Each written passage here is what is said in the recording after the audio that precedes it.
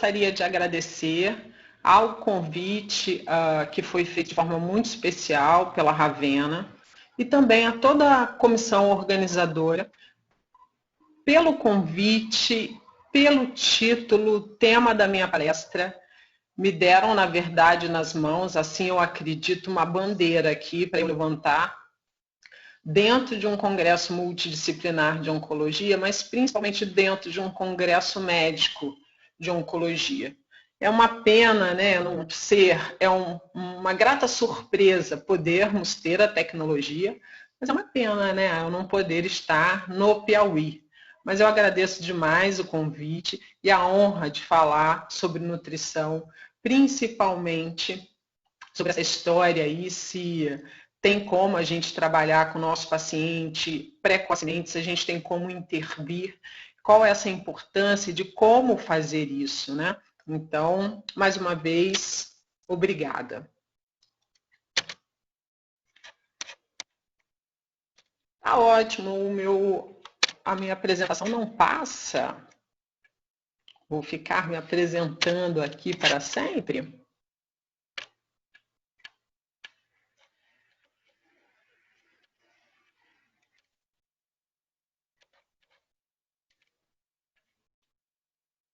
Consegui.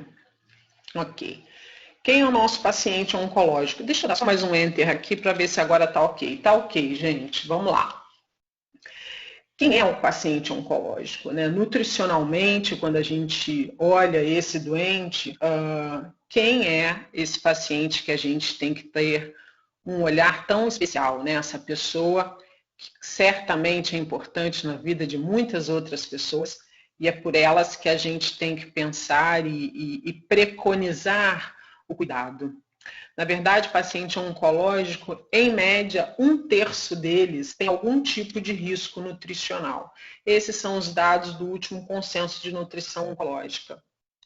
56% dos pacientes que estão hoje hospitalizados, dos nossos pacientes oncológicos, né, eles têm algum grau de desnutrição. E a gente tem uma média de 40% a 80% de algum grau de desnutrição em algum momento durante o tratamento oncológico. Lá na frente eu vou mostrar para vocês como isso tudo começa, esse em algum momento. E dentro desse parênteses, em algum momento, tem como a gente agir de forma importante, auxiliando aí toda a história e, na verdade, com um grande poder de mudar a história desse prognóstico, a história desse doente. Avaliar o estado nutricional do paciente oncológico aqui no Brasil começou com um estudo de 1998, IBANutri, um estudo que avaliou 4.000 pacientes em 25 hospitais em 12 estados. Foi um dos primeiros, ou o primeiro grande trabalho de avaliação nutricional de pacientes oncológicos. O IBANutri mostrou para a gente lá naquela época, né, que em média de 30% a 50% dos pacientes oncológicos tinham algum grau de desnutrição e quase 67% deles tinham dentro desse bloco algum grau de desnutrição. Dentro desse bloco, os que eram desnutridos estavam 45% deles desnutridos de forma moderada e 21% desnutridos de forma grave. Não muito diferente disso, a gente sai de 98 e a gente vai para um prospectivo randomizado de 2005, que continua mostrando dados e números ainda alarmantes, como 40%, 80% dos pacientes terem algum tipo de perda de peso em curto espaço de tempo ou de algum agravamento já no estado nutricional durante o tratamento oncológico. Sendo que, em média, 30% dos adultos tendo uma perda de peso importante em relação ao peso usual em curto espaço de tempo, né? Aí a gente coloca uma temporalidade média de 6 meses. Então, isso não mudou muito. E o que leva esse nosso paciente oncológico a fazer esse consumo corporal? Vamos colocar agora o nome disso de desnutrição. Daqui a pouquinho a gente vai começar a olhar de forma diferente esse quadro nutricional. O câncer em si emprega no seu hospedeiro alterações metabólicas, né, com produção de citocinas pró-inflamatórias que vão fazer uma alteração metabólica nesse indivíduo. Nem todos os cânceres são hipermetabólicos. A gente tem uma média aí de outros, em média 40% dos cânceres, podendo estar girando em torno de estágios hipometabólicos ou até normometabólicos. Mas a maioria deles ainda tem um aumento do gasto energético, imprimem isso no paciente. E isso vai interferir ainda mais se eu somar essa história de alterações metabólicas com localização tumoral, onde eu tenho tumores, por exemplo, no tubo digestório, eu vou estar interferindo aí em parte digestória, absortiva, né? Todo o efeito colateral do tratamento que pode acontecer.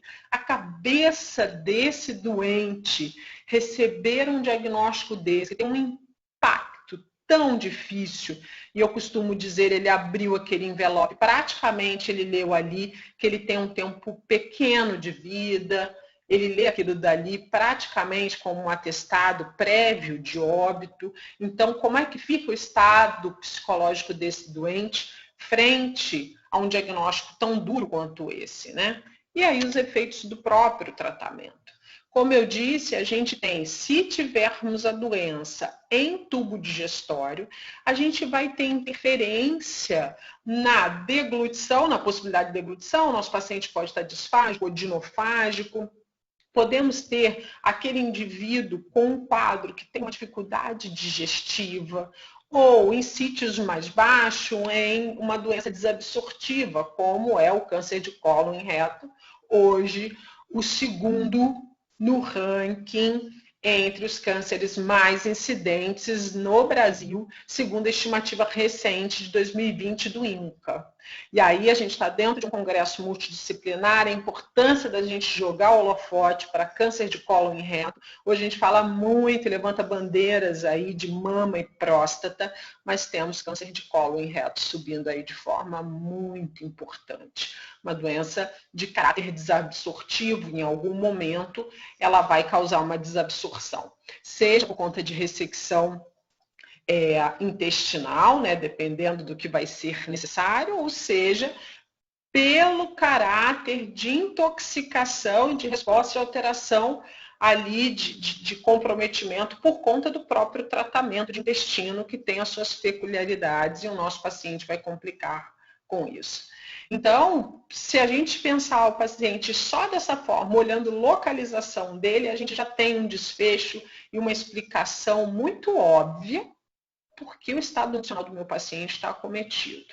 E esse paciente, estando com o estado nutricional acometido, esse paciente ainda pode ter complicações tardias, complicações no pós-operatório, como compressão, estenose, fístulas, obstrução mecânica, enfim. Além disso, tenho ali a produção de proteínas pró-inflamatórias, de citocinas, interleucina 1, interleucina 6, fator de necrose tumoral, interferon gama, que vão causar no hospedeiro uma alteração de metabolismo muito importante, como resistência periférica à ação da insulina, proteólise, lipólise, forçar um produto novo, né, uma ação nova, que é a gliconeogênese, e aí, metabolicamente, o sítio tumoral necessitando dessa fonte energética e entrando num sítio um ciclo muito dispendioso, que é o ciclo de Core, onde vai fazer com que haja um consumo muito maior de energia, frente a uma produção de energia muito pequena. Então, a gente tem aí, logo no início, logo de início, um desenho aí que, obviamente, pode interferir diretamente no prognóstico do paciente, né? E aí, esses trabalhos mostram, né, que o consumo de massa muscular, né, esse catabolismo, vai interferir diretamente no prognóstico do nosso paciente. E como é esse consumo de massa muscular? Aí eu saio de uma caracterização, como eu disse, de chamar e entender o paciente somente como um paciente desnutrido, com desnutrição. Mas agora eu estou falando de uma depressão de compartimento corporal específica, que é a massa magra. E aí a gente tem consumo, né, por conta da proteólise importante, para a utilização desses aminoácidos também como fonte energética. A gente tem nesses pacientes uma diminuição de massa competente, de massa magra e também da capacidade plasmática em relação aos aminoácidos. E não pensem que eu estou falando aqui daquele paciente classicamente oncológico, por exemplo, um câncer de pulmão já em estágio avançado, onde chega no nosso consultório paciente extremamente consumido, semiologicamente apresentando consumo de reservas corporais, bola gordurosa de Bichat, suprainflaviculares já consumidas, caixa torácica evidente. Não necessariamente estou falando desse paciente. Esse trabalho aqui mostra que obesos, indivíduos com sobrepeso, estão sarcopênicos. Então, não necessariamente olhar um doente e vê-lo como aparentemente um bom estado nutricional ou até um extra estado nutricional pode me dar uma leitura de que aquele paciente está saudável, sadio, que aquele paciente tolerará aquela toxicidade do tratamento, vai responder melhor ao tratamento. Não. A sarcopenia é algo, digamos, invisível, onde eu tenho um consumo de massa muscular e que vai predizer muito sobre o prognóstico ali do paciente em tratamento. Esses dois trabalhos falam justamente, né, da sarcopenia relacionada à farmacodinâmica. Os pacientes sarcopênicos, eles complicam em média 82% mais versus aquele paciente que não está em sarcopenia, 31%. Então, a gente tem um aumento muito grande previsto, colocado e deixado claro em literatura que o nosso paciente sarcopênico ele vai complicar muito mais. Eu olho para frente da estrada desse paciente e vejo que ele vai ter essa possibilidade maior de complicar. Quanto a quadros diarreicos, o nosso paciente, aqueles indivíduos acompanhados que tinham sarcopenia, desenvolveram diarreia. Quadro desabsortivo, que vai virar um ciclo. O paciente faz diarreia, não absorvendo, ele não consegue chegar ao gasto, a necessidade energética proteica dele, enfim. Esse paciente complica, esses grupos complicam mais 45% versus 7% dos pacientes em bom estado nutricional, tendo uma preservação de massa magra. Aí esse trabalho fala desse paradoxo da obesidade. Então, não é porque esse paciente está com uma característica, né, visualmente, semiologicamente, de superpeso, quer dizer que esse paciente é um paciente efetivamente eutrófico.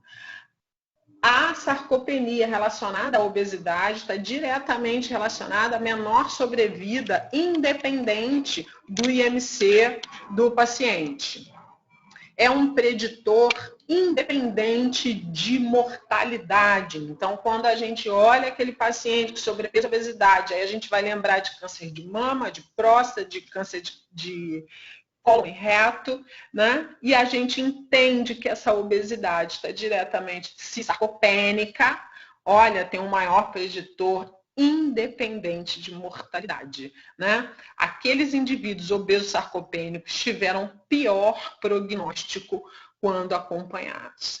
Esse estudo mostrou, já que vimos que a sarcopenia, o consumo corporal, vai interferir negativamente, o que estamos fazendo de nutrição para esses nossos pacientes. Esse estudo é um estudo que acompanhou 1.903 pacientes, dentro deles 39% já considerados com desnutrição, e entre o grupo, os que tinham câncer de mama, dentro desse grupo, câncer de mama, 20% já era desnutrido. Sabendo disso, todos eles receberam terapia nutricional? Não. Dos eutróficos, somente 28 recebeu acompanhamento nutricional. E dos desnutridos, somente 57% receberam acompanhamento nutricional. Metade de uma população somente foi encaminhada para a nutrição e recebeu esse aporte, mesmo a gente sabendo desses dados todos que corroboram com essa história, né? E aí, o que leva, né? Esse trabalho acompanhou essa trajetória até o óbito de pacientes oncológicos e o que a gente tem no nosso cenário oncológico para acompanhar esses doentes. O que a gente vê quando abre a cortina, o que eu tenho nesses pacientes? Esses pacientes, principalmente, se queixam, aqui teve até uma manutenção, uma melhora de apetite até a morte, teve até uma referência de melhor bem-estar, dor, houve um controle de dor bem interessante, mas fadiga foi a principal queixa e referência desses pacientes. Nós não estamos preparados para tratar, entender, orientar o nosso paciente fadigado. Talvez aí esteja um grande elo ou um grande trecho, na verdade, para a gente percorrer, melhorando o cuidado desse nosso paciente fadigado. O que pode ser feito para reduzir essa fadiga? De forma linda, os estudos têm mostrado cada vez mais o poder e o potencial da atividade física, que vai fazer com que esses sítios, né, de fornecimento energético de massa muscular entrem em competição, né, com o carbono 1, que é um organizador ali da célula tumoral para pegar a fonte energética toda a célula tumoral. E aí a atividade física vem brilhantemente, os educadores físicos mostrando a importância da atividade física na oncologia. E aí talvez a gente tenha um caminho bem bonito aí para percorrer e a gente se preparar melhor, porque parece que fadiga é o que descortina aí um pouco dessa nossa dificuldade. Esse trabalho acompanhou, né, analisou a relação entre IMC e perda de peso em relação ao tempo com a sobrevida global dos pacientes, ok? Acompanhou 8.160 pacientes. Acompanharam os pacientes e analisaram por idade, gênero, estágio da doença, performance do estado do paciente, né, em relação à perda de peso. E o que eles mostraram, né? Aí a linha dourada vai mostrando para a gente a predição aí de tempo de vida, de sobrevida. A sobrevida mediana diminuiu com a diminuição do IMC e com o aumento da perda de peso em relação ao tempo. Então, a gente tem um trabalho aí que acompanhou praticamente 8.000, né? 8.160 pacientes, mostrando com uma clareza muito grande que aquele paciente que chega no nosso consultório está perdendo peso, massa muscular, a gente tem uma redução da sobrevida desse doente. Esse trabalho é lindo, mostrando nessa tabela aí, que está de IMC, onde mostra a escala. IMCs médios de 25 a 28, a gente está na escala 0. A gente aumenta a sobrevida global nesses indivíduos, esse indivíduo tem aumento a sobrevida global em média de 20,9 meses. E aí, depois que a gente vai descendo esse IMC, a gente desce para 14,6 meses, 10,8 meses.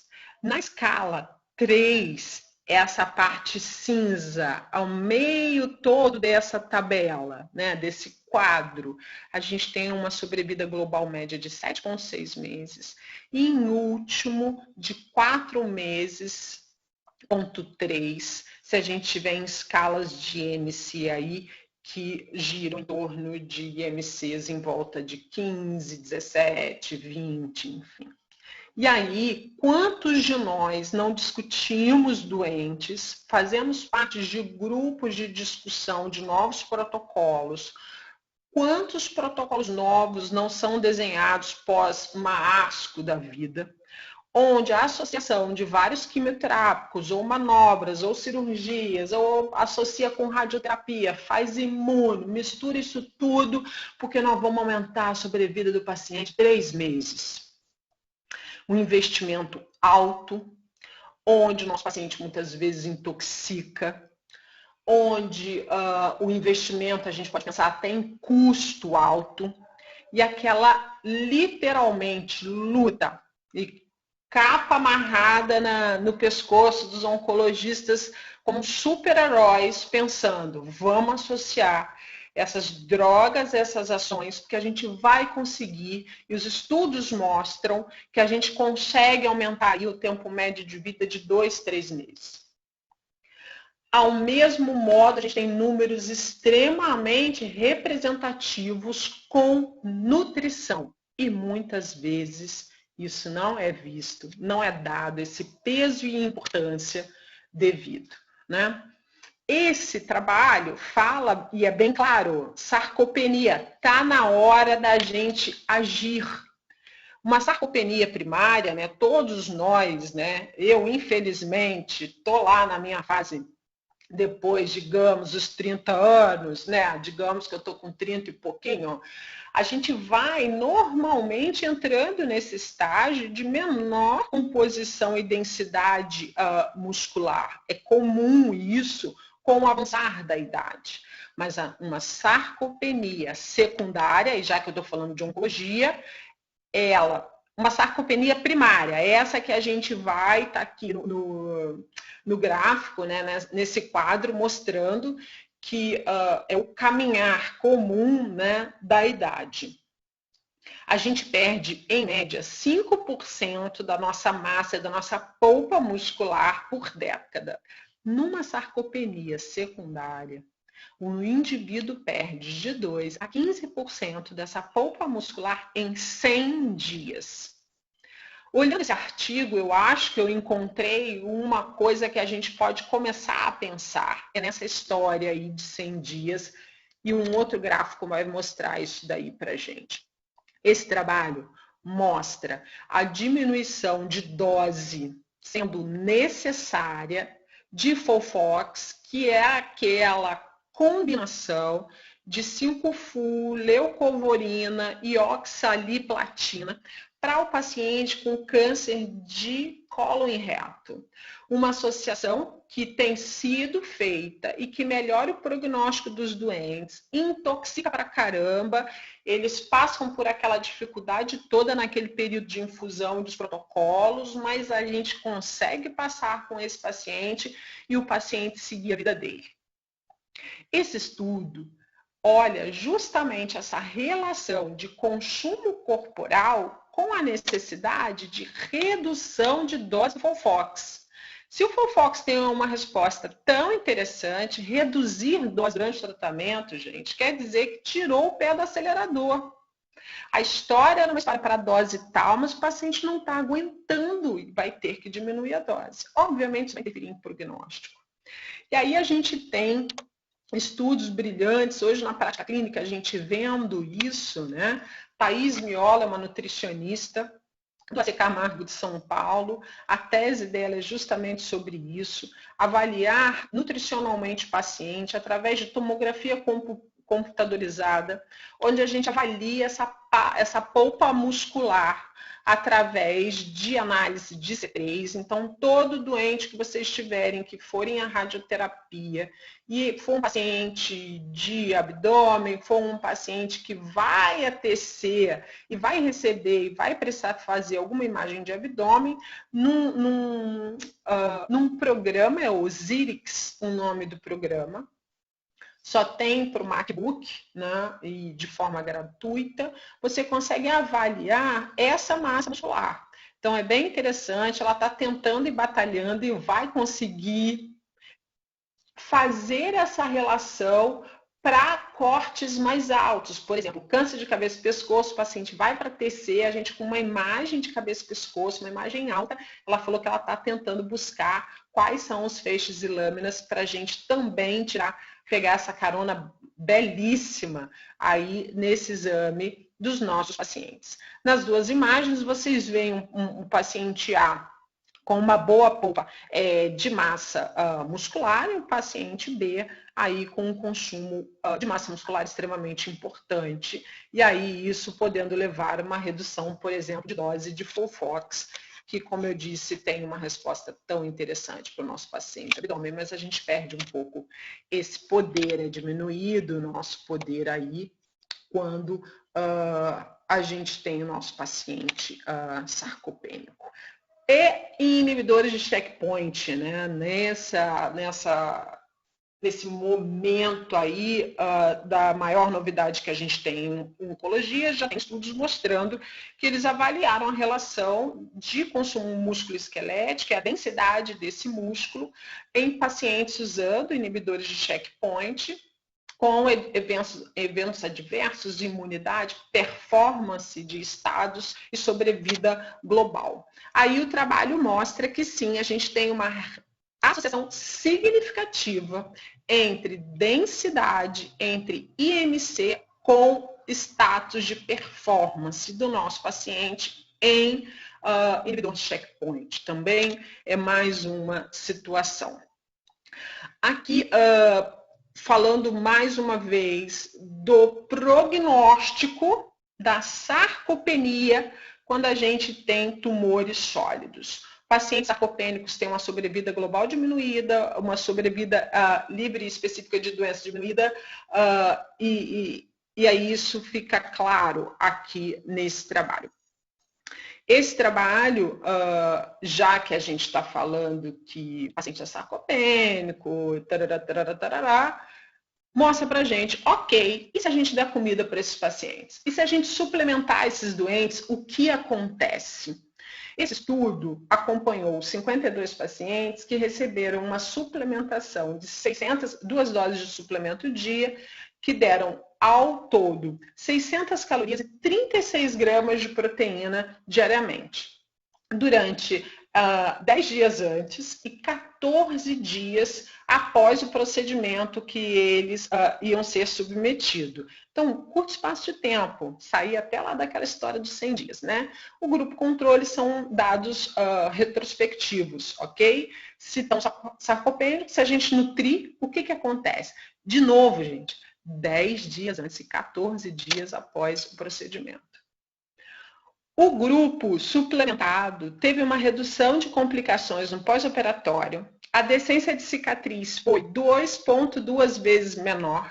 A decência de anastomose, 2 vezes menor. O grau de infecção, 4,3 menor.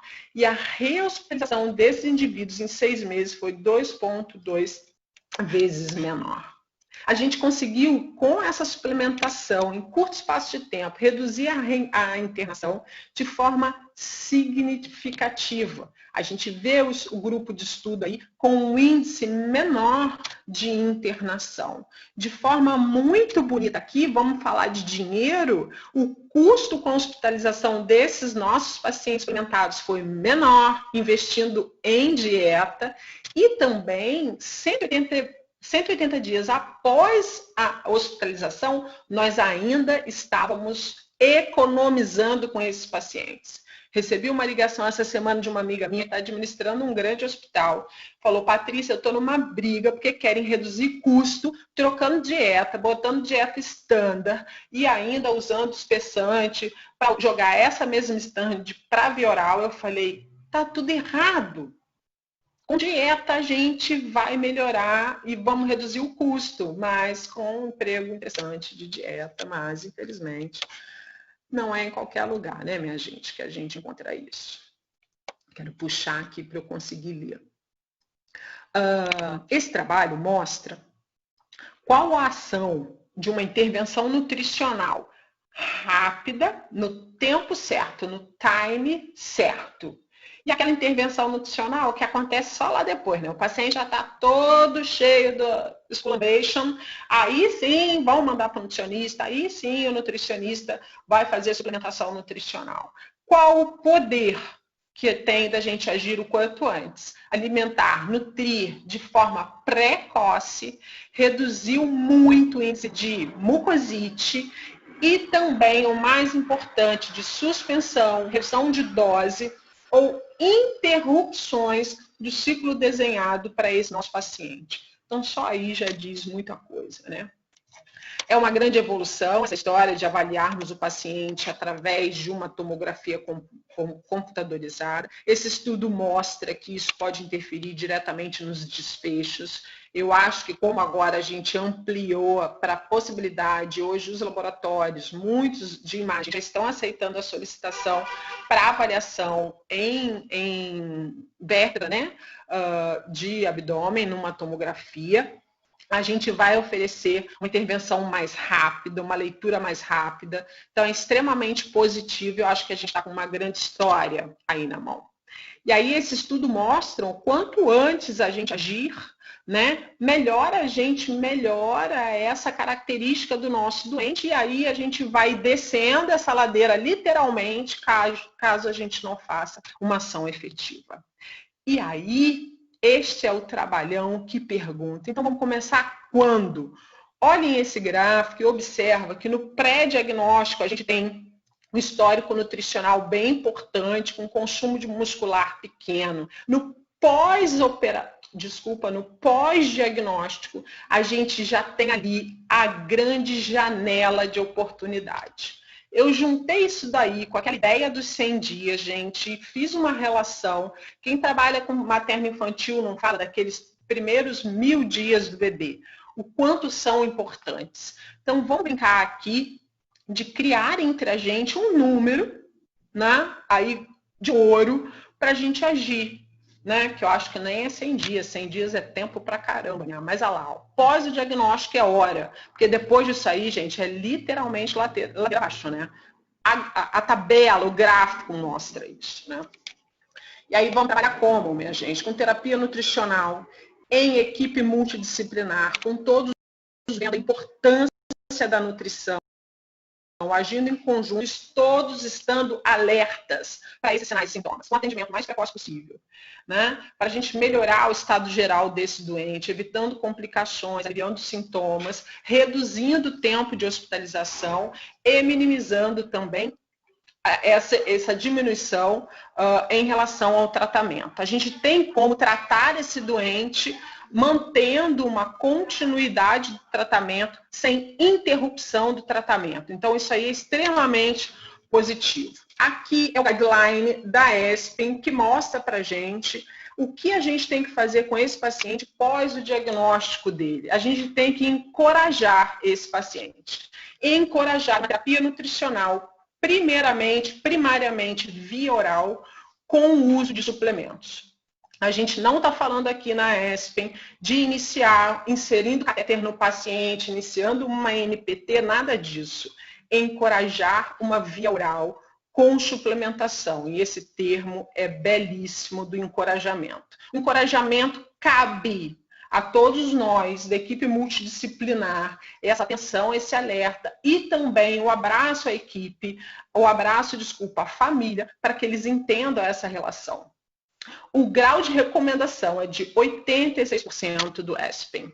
Ainda no Guideline ESPEN, a gente tem qual é a recomendação que a gente tem para começar a nutrir esse paciente antes e depois de grandes cirurgias. Antes, fazer uma VO suplementada. Se houver necessidade de colocar catéter no doente. Se a ingestão dele for menor do que 50% por mais de 7 dias, colocar catéter nesse doente para nutrir no pré-operatório. O grau de recomendação é de 92%. Não tem que ter esse medo de invadir o doente. E se eu precisar de suplementar esse paciente, eu trabalhar imunomodulando esse paciente, a ESPEN mostra para a gente que sim, no pré-op a gente tem que imunomodular o doente em média de 5 a 14 dias no pré. E, na verdade, no pós eu ainda mantenho imunomodulando e depois eu vou desmamando esse paciente da fórmula imunomoduladora. Aqui eu acho lindo essa parte do guideline que fala que podemos sim adiar uma cirurgia para nutrir um doente e depois levarmos esse paciente à mesa. Podemos segurar esse doente de uma cirurgia de 7 até 14 dias para nutri-lo. O grau de recomendação é de 95% para adiar a cirurgia e nutrir. Ontem, uma grande amiga minha, cirurgiã de abdômen, me perguntou o seguinte: mas se eu parasse, suspender isso, eu não vou deixar com que o câncer evolua? Não, o câncer sim vai evoluir, mas a gente nutrir o hospedeiro, a gente vai reduzir, como a gente já viu, decência de anastomose, a gente vai diminuir tempo de hospitalização, menor risco de infecção intra-hospitalar, menor resposta intracirúrgica e pós-cirúrgica, e aí a gente vai entregar um doente muito mais rígido para o tratamento adjuvante. O paciente oncológico não é aquele indivíduo que vai somente operar, ele entra em adjuvância depois. Se a gente entregar para a adjuvância um paciente com comprometimento nutricional importante, a gente está interferindo negativamente no prognóstico e no desfecho clínico daquele paciente. Aqui a diretriz acerto mostrando para a gente quais são os graus de recomendação para a gente trabalhar com jejum pré-op para o paciente, mas dando para ele líquidos ricos em maltodestrina com um período de 6 a 8 horas pré-op. Então não é aquela história de fazer jejum de longa data para preparar, por exemplo, um abdômen para um paciente. Quando é que a gente vai realimentar esse paciente? Estar extremamente atentos que no período de 24 horas pós-operatório a gente tem que começar a nutrir. Não tem que ficar esperando esse paciente retornar. E se ele não está peristáltico, talvez gomas de mascar para esse paciente sem açúcar vão interferir, melhorando essa resposta peristáltica, e aí a gente minimizar a possibilidade de ilho paralítico no pós-operatório abdominal. E aí também, se eu preciso usar suplementação oral, né? Ou enteral, sim, após a alta, se for necessário, e é óbvio que é necessário minimamente, né, gente, uma suplementação a gente tem que utilizar. Na hora que eu olho para esse indivíduo, então, o que eu tenho que avaliar nesse combo inteiro, ali naquele períodozinho muito inferior aos 100 dias, que a gente juntos ainda vai criar um número para ele, então, para a gente levantar a bandeira.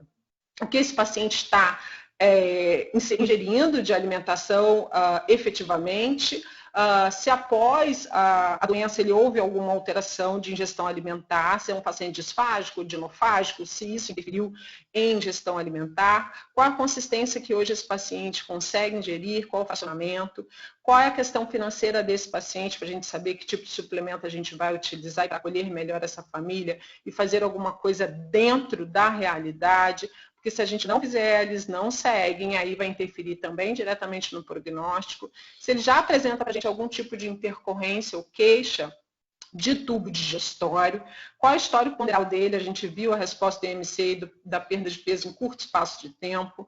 Qual é a postura desse paciente durante o atendimento? Eu costumo dizer quem é esse paciente no baile. Se esse paciente já chega para mim deprimido, desnutrido, não querendo falar sobre a doença, não aceitando a sua doença, em que fase psicológica de pós-diagnóstico ele está? Quem é esse paciente perante a família? Qual a importância dele na família? Quem cuida desse paciente? É um familiar? É um familiar que cuida de forma amorosa, efetiva? Às vezes, na terapia nutricional, a gente tem que mudar de cuidador quando a gente saca que tem história errada ali de relação entre o indivíduo, né, e o seu cuidador. Qual a questão de cabeça psicológica que apresenta esse paciente? Se esse paciente tem dor ou não, a dor é extremamente limitante, aí a gente tem que manusear esse paciente e interferir diretamente solicitando, né, a modificação de esquema para dor, porque ela vai limitar e vai interferir no estado nutricional. Quais são as crenças desse paciente em relação ao diagnóstico, o que esse diagnóstico representa para ele, se esse paciente está dormindo bem ou não. A gente tem estudos lindíssimos falando sobre qualidade de sono e melhora de status nutricional e também de densidade muscular, de polpa muscular. E, como eu falei, a importância hoje do exercício físico em oncologia. Tem um grande centro, não me lembro se americano ou canadense, acho que canadense, que no pré-op de pacientes de cirurgia intestinal, nos 5 dias pré-op, esse indivíduo entra, é internado para o preparo, e o preparo cirúrgico dele é a atividade física durante 5 dias antes de levar esse paciente à mesa cirúrgica. E os resultados desses trabalhos têm sido fantásticos num paciente que nunca ia se imaginar isso, botar um paciente de abdômen, fazer a atividade física intra-hospitalar em pré-op e ter uma melhora muito grande no desfecho aí desses pacientes. Olhar esse doente não é a doença, não é a disfagia. Isso é muito importante, né? Esse olhar em nutrição extremamente diferenciado e também da equipe multi. Ali na sua frente tem um indivíduo, como já nos ensinou Hipócrates, que ele é muito mais do que um. Ele é o resultado das suas situações emocionais, do seu estado mental, espiritual, emocional e físico. Hoje, as grandes faculdades de medicina já têm inseridos disciplinas que, por 6 meses, esses acadêmicos estudam espiritualidade. E o poder que há entre espiritualidade, você crer, independente no quê? No desfecho também do tratamento. Então, a gente tem que olhar esse doente de uma forma multi e não só, de forma nenhuma, como uma doença ou com um protocolo. Eu fecho aqui com essa imagem que, embora eu tenha dito tudo isso, a realidade que a gente tem em oncologia ainda está muito distante disso, onde de forma única nós podemos agir com equipe multidisciplinar, intervir nesse paciente e mudar desfecho. Então, eu termino com a frase que a gente pode dar as mãos e dar de si além do próprio gesto. Não é só ler o artigo, não é só discutir guidelines, é agir. E entender que à nossa frente, todos os dias, os nossos atendimentos, são esses pacientes que estão aí, que estão desenhando esses trabalhos que a gente está discutindo aqui na teoria. Então, fica um convite, eu estou completamente aberta para que a gente mude juntos essa história de terapia nutricional, né, em relação ao prognóstico. Eu me despeço, agradeço. Aqui estão meus grandes mentores, as grandes pessoas que me ensinam no dia a dia olhar seres humanos e tratar seres humanos. Então, eu sempre termino com eles, agradecendo, agradeço o convite. Aqui estão os meus contatos, também link para o YouTube, onde tem produzido conteúdos para falar para os pacientes, minimizar essa história de tantas fake news que eles recebem, que pode isso, não pode aquilo, não pode aquilo outro. Estamos entrando na reapresentação do CONUT-ON, que foi um congresso que eu idealizei com muito amor, onde a gente falou de nutrição oncológica com extrema qualidade, a gente teve um número de inscritos absurdo, com uma resposta de que realmente é isso que a gente está precisando, conhecimento em oncologia, porque literalmente a gente vai salvar vidas com isso. Eu sou madrinha da Amigas do Peito Por Aí, são mocinhas que tiveram câncer e hoje a gente as leva para passear, ver cultura, enfim. No dia 19 de setembro, o arroba delas é @amigas do peito por aí. Nós vamos fazer um evento também, eu gostaria de convidá-los para a gente encher a sala delas e elas sentirem o quão importantes são. Então, também, se puderem seguir as minhas afiliadas, eu agradeço muito. Eu estou à disposição para dúvidas e, mais uma vez, eu agradeço a presença, né, e o convite de todos vocês.